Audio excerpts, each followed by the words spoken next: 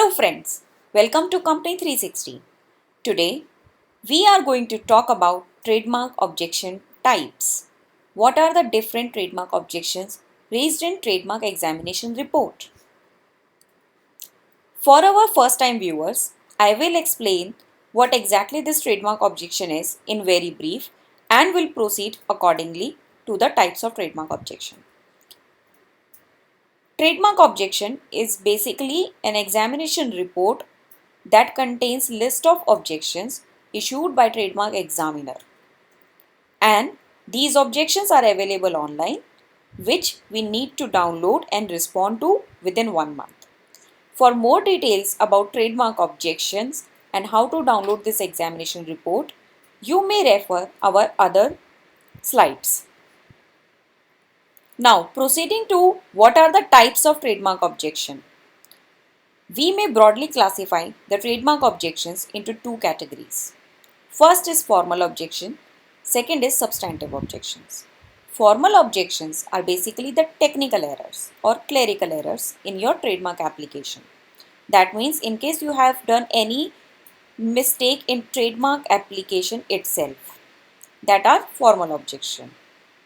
Second category is substantive objection. Substantive objections are basically raised over the similarity of the application. Now these formal objections are generally technical faults, and any change in that application is need to be done along with the government fees and by way of filing TMM form. Coming back to substantive objections. These are the most common objections that are raised in any trademark examination report. Now, the foremost common objection that is raised in examination report is based on similarity under section 11. What is this objection means? The examiner will give you a list of similar marks that he considers similar to your trademark, and you need to defend your trademark with those existing trademarks on the terms of distinctive character. So this objection is known as section 11 objection based on similarity. For example, you have applied for a trademark cake walk, and examiner has listed series of marks cake walker, cake talker, cake talk as a similar mark to your mark. Now you need to emphasize in the examination report that how your mark is different from the cited marks. Second objection is descriptive in nature. Now, in case your trademark is such that you are describing the nature of goods or the service you intend to provide, that may contain your kind, quality, geographical location, etc. It will surely get objected under section 9.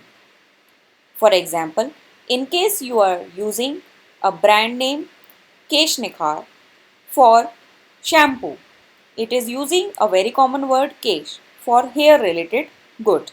So, examiner might object you under section 9. In case you are using geographical location in your trademark such as Indian Institute of Law, then the word India, Indian can be objected under section 9. There might be another objections that can include restrictions, usage or association. These objections are generally raised in case you have filed some trademark and you have claimed a usage. The examiner might ask you for affidavit of usage or association with a similar trademark owned by you in the same category.